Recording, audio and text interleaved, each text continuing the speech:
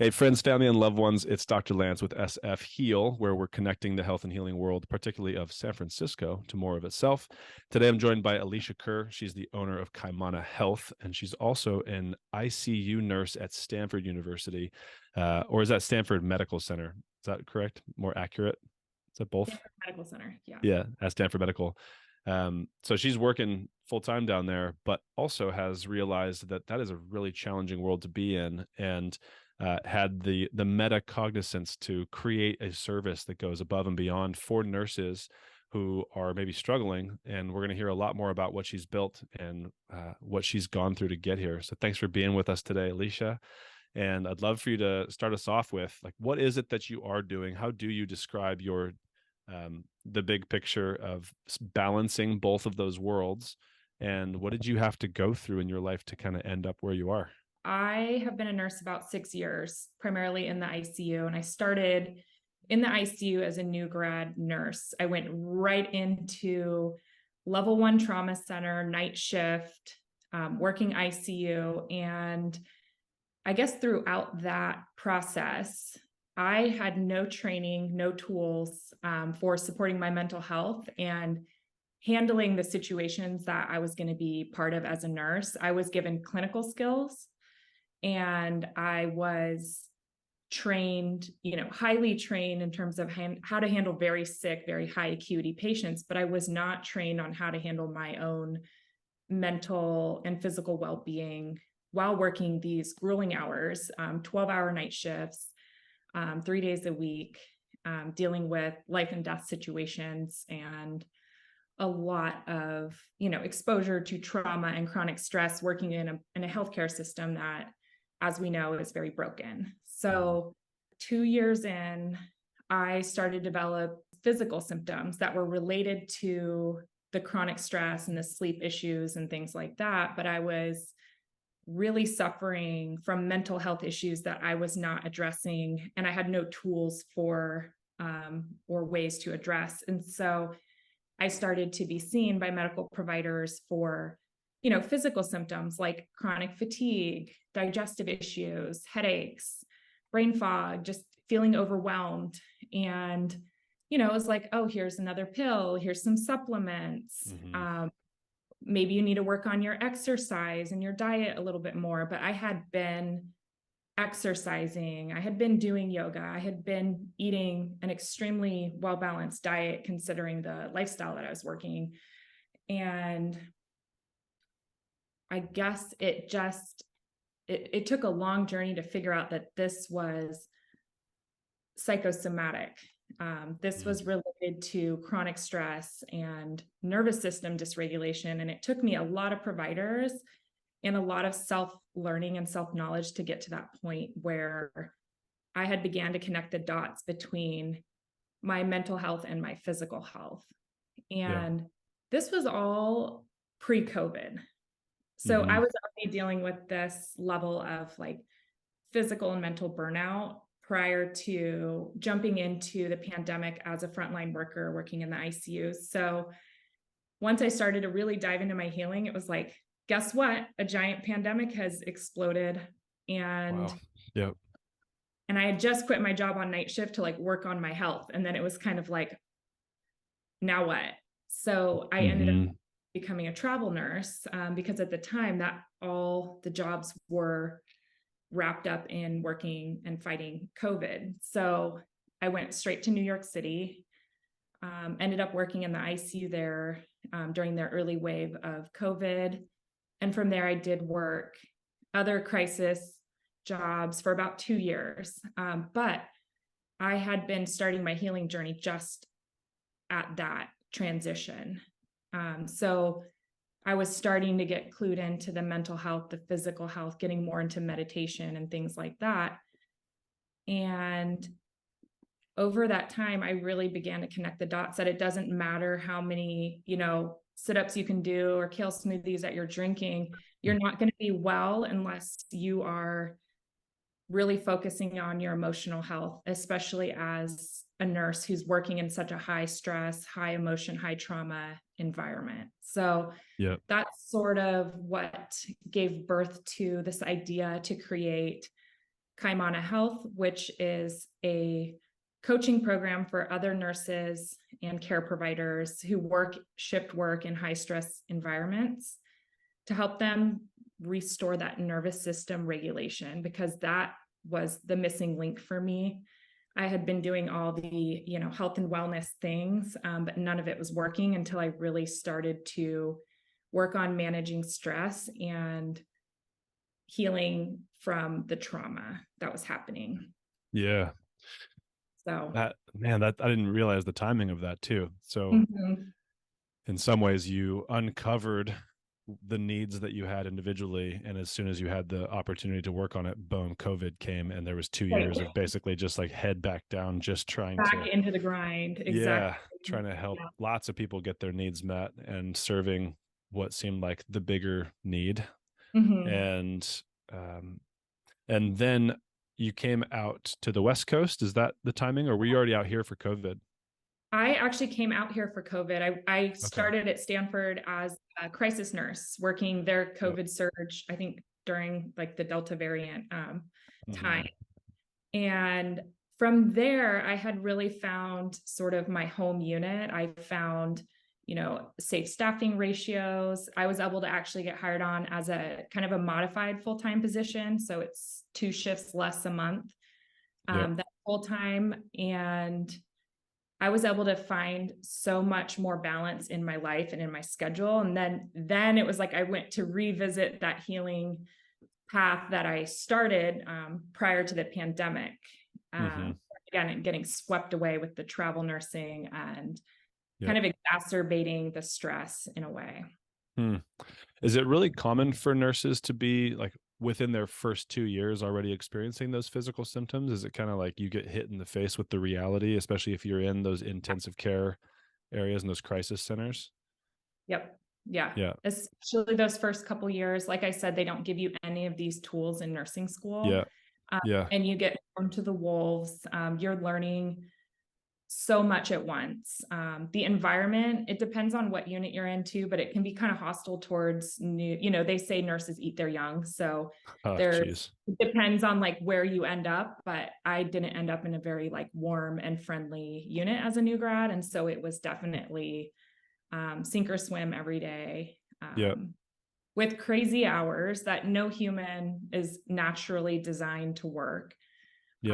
And it hits you. And I think you have to kind of form your coping tools as you go. But what happens with new nurses that I see is that you go into it wanting to help people. And then over time, you start to get sort of broken down. And then you start to have to find ways to cope. And if you don't know healthy ways to cope, what do you do? The easiest unhealthy ways to cope, like, numbing, drinking alcohol, doing things that are eating, binge eating your snacks when you get home and things like that. And it just becomes this, what can I quickly do to self-soothe? Because I just went through so much stress, so much trauma, so much anger, frustration.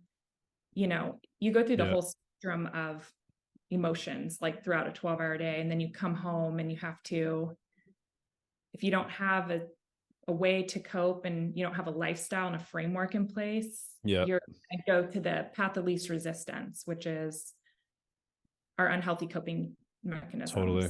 And I imagine a support system with someone who can actually understand what you've been going through would be a game changer. Because Monica, my wife, works as a social worker in labor and delivery at UCSF, and she comes home with stories where there is no breakout at the end of the day where space is held for her to process anything. So I'm doing my best at home while the kids are running around. We're trying to do dinner, and then she says she's got a rough day, and it's like, if she says she had a rough day, when every day she's going through is probably like top 10 worst days of anyone else's life, like, okay, you probably do need some processing, and it's not built in. That's a really challenging thing. And hearing, I imagine, especially like a first or second nurse coming out, if it's an intensive care unit, you are inherently exposed to crazy amounts of traumatic exposure.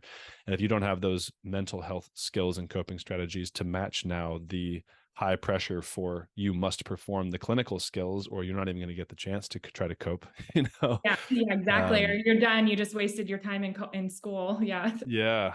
That sounds intense. So if I was to try now, I feel like I really now understand a lot about what you're providing through your coaching program is Right. someone who has gone through that, Mm-hmm. someone who still is going through that, and you're able to both hold space and provide a space for people to explore what they've experienced, to get some insights and share with someone who would understand where they're coming from, provide accurate empathy. But from what you've described to me, you've also built a whole program for someone to kind of self-guide through learning a whole lifestyle and a way of dropping out of fight or flight and starting to heal from within and understand. Can you share more about what the details of your program are and kind of what it really helps someone overcome? Yeah, definitely. So the tools that I integrate are all evidence-based strategies to help regulate your nervous system. It's a 3-month program and it's a 12-step program. And it starts with the very core being self-compassion and really trying to guide nurses and care providers towards this place of having more love, compassion for themselves, because we're in this place where we're continuously putting our needs last and taking care of other people. And that's a really hard shift to make. And you're never going to be able to get well if you're not filling your own cup first. So there's a mind, body, spirit component to it. So initially we're working on more of the mind. And then maybe let me try to figure out how to reframe this. So we're working on a mind, body, spirit aspects. So I guess I like to think of it like parts of the car. So, for example, our mind, that is our alignment. If our alignment is off, we're not going to be able to steer that car properly. And then we have our body, which is like our fuel. So that's our things like sleep, nutrition, the things we're doing to support our physical body. I consider that like the gas. Like the car's not going to go without the gas, and it's not going to steer correctly without the alignment. Yeah. Then you have the hydraulic system, which is your shock absorbers. And that is what I call like the spirit component. So that is the element where these are things that help cushion the blow. So when you're dealing with a lot of trauma, you're dealing with a lot of stress, having, and by spiritual, I don't mean religious. I just mean some sort of sense of purpose, connection to nature, things like connection to community and things like that. So it kind of divides the evidence-based approaches to healing from stress and trauma, puts them into 12 steps to keep it really simple for somebody who has a busy lifestyle, who doesn't want to be overloaded by, really complicated program or really huge lifestyle changes. So that's sort of the framework that I follow. Cool. And that's sort of the concept. I guess I like to compare it to that car model because it's kind of hard to explain otherwise. Yeah, I like it. So you start off with self-compassion to help someone even put the focus on themselves, right? Focus on mind and alignment to make sure that all the fuel they're going to pour in is going in the right direction. Encourage them to take care of their body, because that is the structure and the fuel that runs the vehicle, and then building the shock absorbers, whether that is community, things that fill their cup up, the purpose that helps them like tell the story about the stress they're experiencing in a way that helps them heal and integrate it into their life rather than try to hide it and compartmentalize it because it's not something that is a part of their why. I've heard it said where when you are working in alignment with your purpose, every time you spend an ounce of energy toward it, you actually collect coins, versus when you're working out of alignment, you're spending coins as you go and running out. And that makes a lot of sense when you put these components on a vehicle. So then if you have 3 months, 12 steps, is it just one step per week? Is that how it is structured? Yeah, that's how it's structured. So it is curriculum based. And then each session, we also do a somatic exercise, and that I've become an integrative trauma practitioner through the Aura Institute. So I learned a lot of different somatic tools to help people kind of get out of their head and into their body. And that's one way that people can really start healing from trauma. Nice. And that's just So built into your program, or do people get like one-on-one time with you through this program as well? after there's one-to-one meetings each week. Mm-hmm. Oh, Yeah. cool. Nice. And then it follows that each week follows that 12-step curriculum. Awesome. And then each session begins with a somatic tool or exercise that's explained to them. That's something that they can bring into their life with them. And it's also something to help them ground into the space of the coaching session to help bring them down. Because a lot of people that are going to be seeing me have been under a lot of stress. And like I said, they might be in one of the 4 trauma responses, like a fight, flight, freeze, or fawn. Yep. So my approach is very trauma informed. So having those somatic tools, I think, just will help clients in general to learn not only the tools themselves to be able to apply at work or on their days off, but to be able to get the most out of the program too. Cool. I heard you say fawn. Is that like fold? Fawn? Oh, Yeah. Fight, flight, freeze, or fawn? Yeah. So there's fight, which is self-explanatory. That's your anger, your hostility, being easily triggered and emotional. Then you have flight. That one is typical of what most Americans are in, which is kind of running and hiding from their problems through distraction, staying busy, social media, alcohol. Your freeze is when your nervous system just shuts down from prolonged fight or flight for so long. That's your numbness, your disassociation, and just feeling like generally exhausted. And then your fawn is something that is like your people pleasing, the lack of boundaries. And that can be common amongst nurses, because that's that sort of walking on eggshells, putting everyone before yourself. And it is a trauma response where it's a way of our nervous systems protecting itself. I hadn't heard fawn. That's cool. I'm going to look into that more. The 4. Yeah. We in chiropractic work with the freeze most commonly. That's the stored energy in the body that doesn't have a place to discharge, and our body will adapt a subluxation pattern where we just store it in the body, and so we can keep moving forward. And then there's also fold, which is when you're so overwhelmed that you literally play dead. Like your body just literally completely folds, and that's where I've actually experienced this with a traumatic event I had where it got pistol whipped and got kicked on the ground, and my body just literally went limp. It was just crazy. Like I had no feeling, no anything. Like I was like above my body sensation, and my body was just, I couldn't consciously move it at all. It was so crazy. It wasn't a freeze like deer in headlights. It was like a complete shutdown of fold. Like you just collapse. Such a trip. Yeah, it's interesting. These are, it's like these are nervous system responses. So that's something too I like to really help my clients with, is the fact that these are elements of being human. This is a very normal and real response to the situations that we're part of every day. And I think it's easy. And I know for me, I was diagnosed with PTSD, and I was in freeze for a very long time.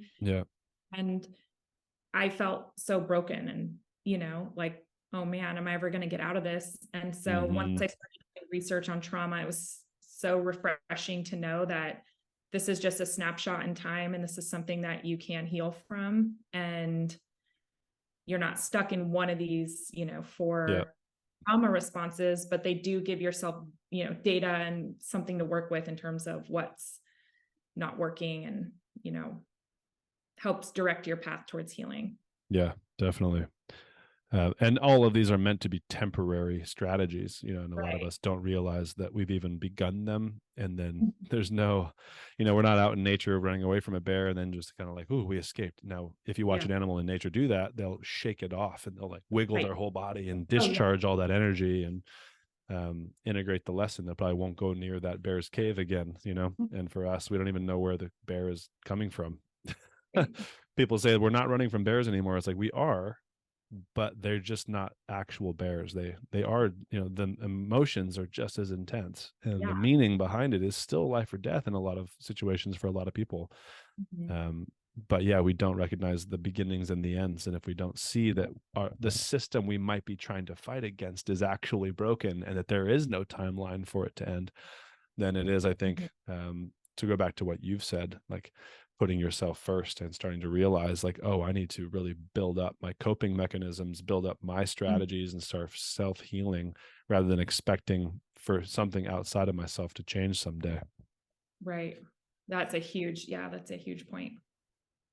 Um, so I want to go into like a success story that you have. So have you worked with a client that you think epitomizes like the benefits of your program, or what's a win that you've had with some folks that you've worked with? Yeah, I think a win so far has definitely been when I have created a self-compassion somatic tool um, that helps people touch into their bodies and love and accept exactly where they are, even if that place is not great in terms of how they're feeling. And so I think some of the biggest breakthroughs I've had have actually been around the somatic tools. Mm, Because for a lot of people, and especially a lot of nurses, they flee their own bodies, and there's a lot of disconnection from self as you're somebody who works the front lines, who's serving others. And so I think, when I've seen people just sort of break down in that moment of like just having self-love for themselves that maybe they're not getting because they're always the ones giving it. yeah. That's been probably one of the biggest breakthroughs, because that once you have that breakthrough of the self-love and the worthiness of feeling good and going down a healing path, that changes everything, because then they start to care for their bodies more, and you start to see them want to make these changes. And I think the hardest part is just kind of breaking down that component of the self-love, self-compassion, and getting to that Yeah. place.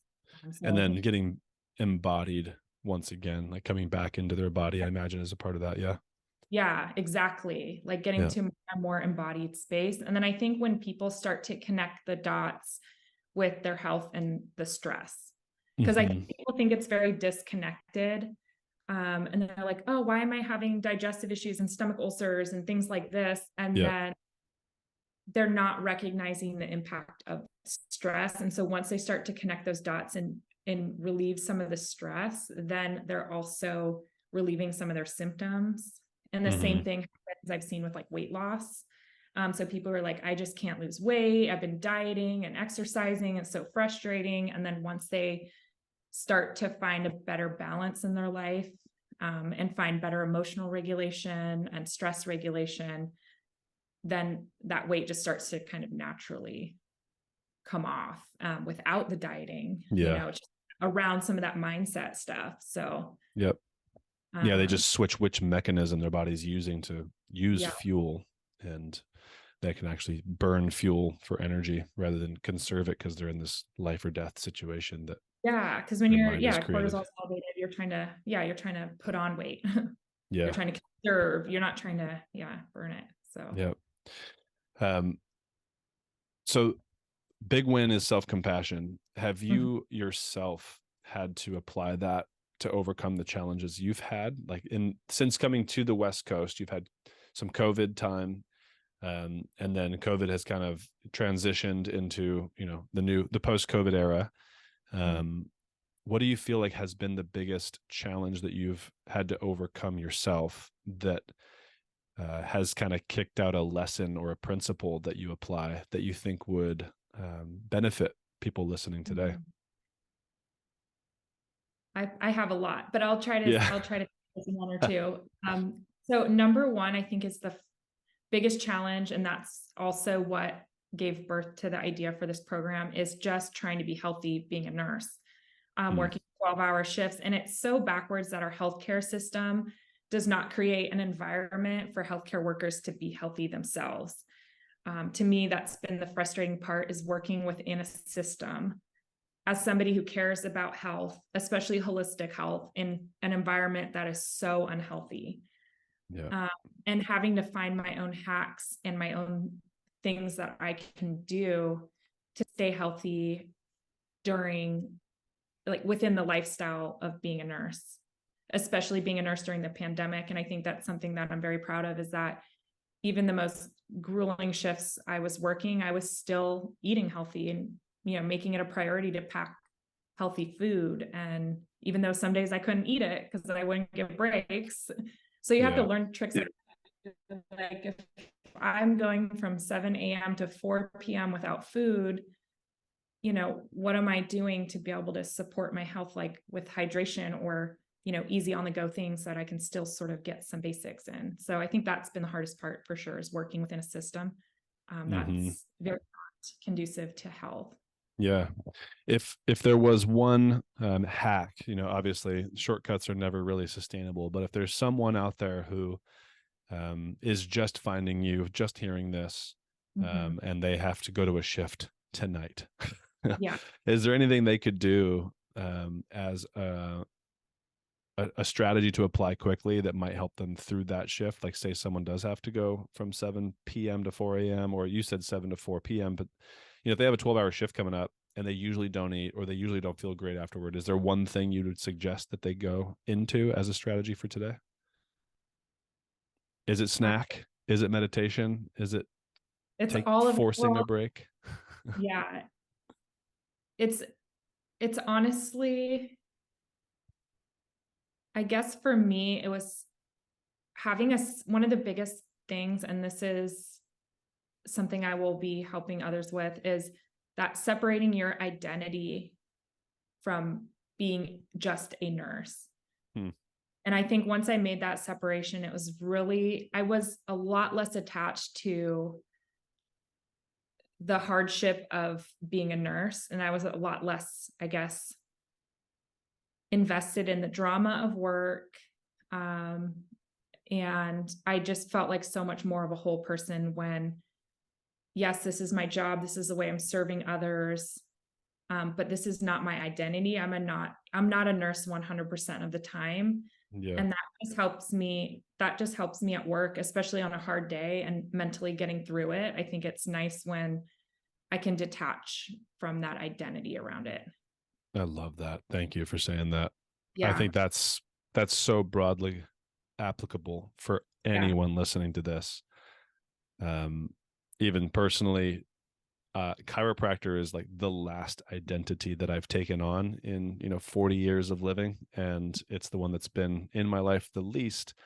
Yeah. But father, husband, I was an athletic trainer, I was a strength coach, I was a personal trainer, I was a math major. Like, I've had so many labels over the course of life. But Yeah. it is so easy to have a recency bias about, this is the thing that I've been doing recently, or this is the thing I've been working my whole life toward. And for me to hang my whole value and worth on whether or not I'm able to show up. Mm-hmm. And I've seen how burnout for folks can really make them feel like they're not enough, because they should be able to do it all because others have, right?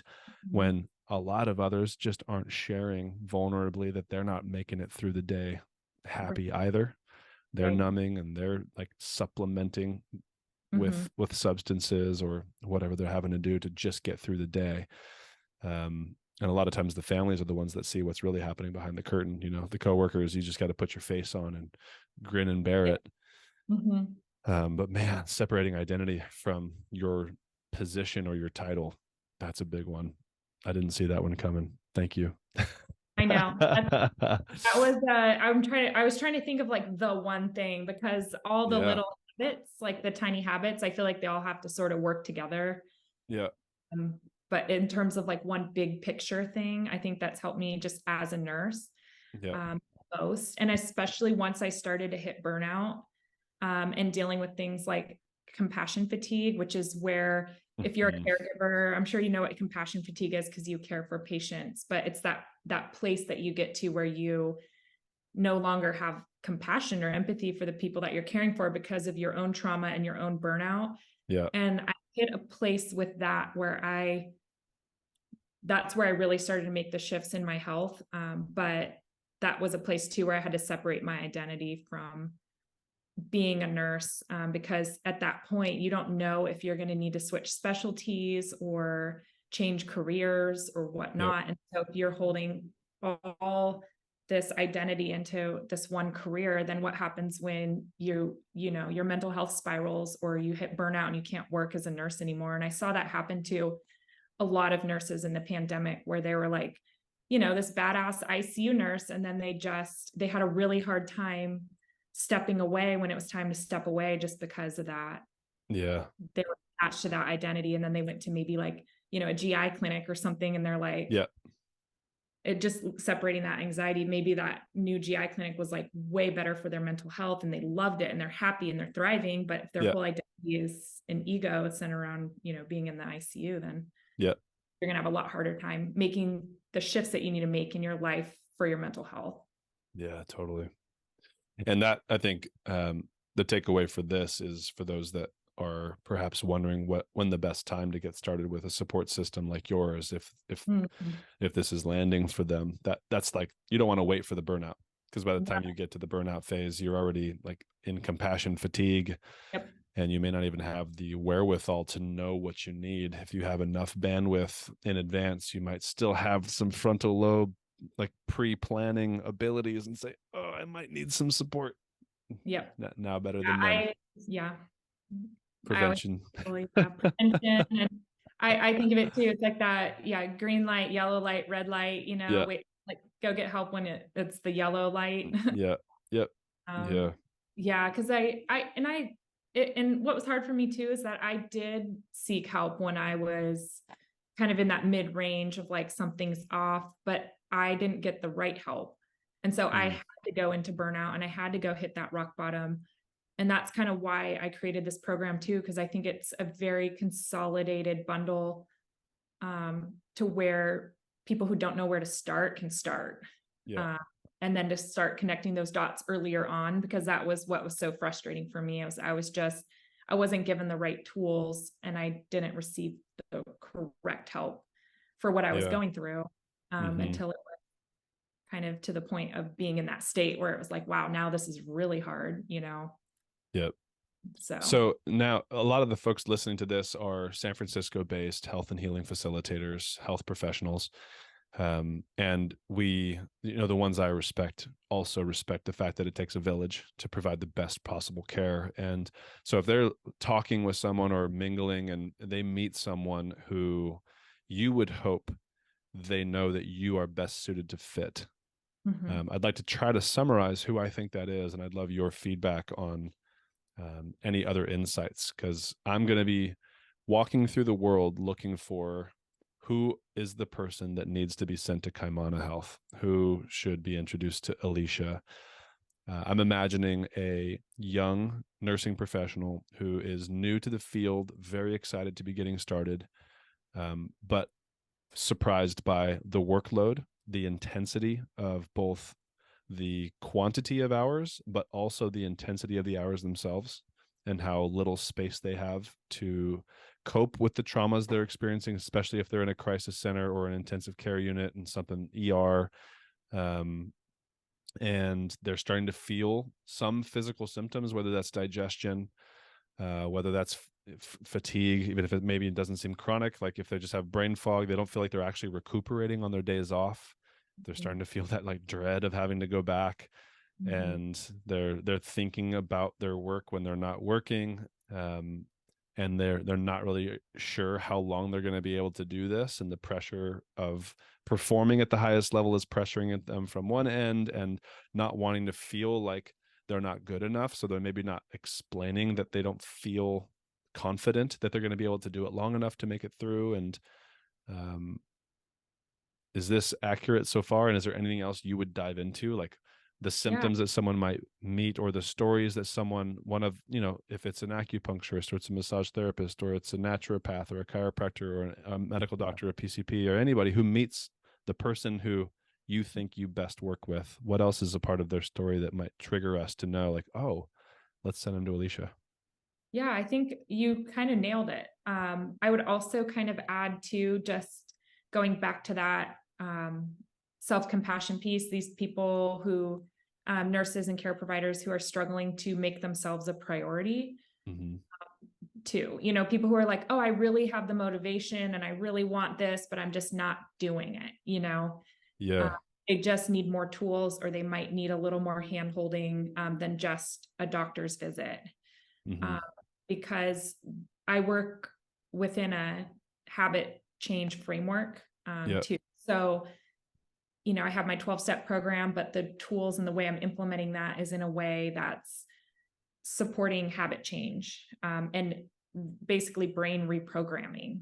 So getting people out of unhealthy coping mechanisms and into healthier coping mechanisms. So also people too, hitting those signs of nervous system dysregulation. So those somatic symptoms that are unexplained by any other cause, you know, so those things like chronic headaches, the digestive issues, the sleep issues, and like you said, having sort of ruminating on high anxiety thoughts and Cool. feeling tension in their body. Yep.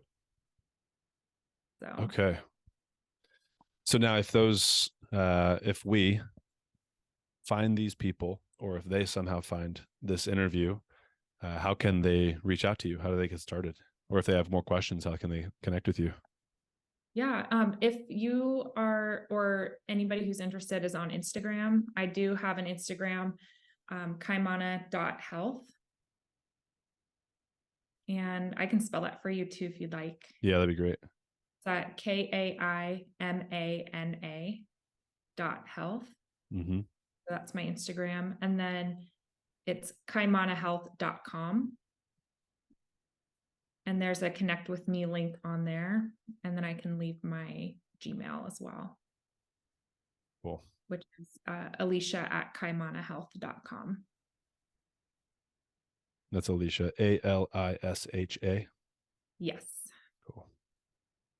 And I do like to do a discovery call with clients just to make sure it's a good fit with where they're at. And since it is a commitment to do a 3-month program, so I like to just have personal interaction. So anybody that emails me or connects with me on Instagram, I'll reach out to set up a 15-minute Zoom call just to get a feel for what they're going through and what their goals are, and just see if that will work good, well for the program, because I want to make sure they have the best success possible. Yeah. Cool. I love that. Yeah. Is there anything else you'd like to share with folks today? Not really. I feel like we went on a good express journey. Yeah, I loved it. To kind of recap, just you've come from the world of being a nurse, working the hours, experiencing the trauma, putting the pieces back together, and now you have some space in your life to be able to hold for those that are just getting into it or in the thick of it. I'm really grateful for the work you've done for self-healing and the fact that you're, each one, reach one, teach one, like pass it on. And I love that. I'll be looking out for folks to send your way through your Instagram, probably first through at kaimana.health, or send into your email for them to set up a 15-minute Zoom discovery and to find out if it's a good fit. Sweet. So good. Okay. Thanks, Alisha. We'll have a wonderful day, and everyone else out listening to SF Heal. We'll be back with more. If you'd like to be on the show, if you're an SF health and healing provider, let us know. If you can think of anyone else you think we should interview, please send them our way. If it's YouTube, just send us a comment. And if you're looking for how to actually get a hold of us, gogachiro.com is our office for Golden Gate Chiropractic. You can just reach out through the website there, and we'll connect and find each other. Thanks for listening.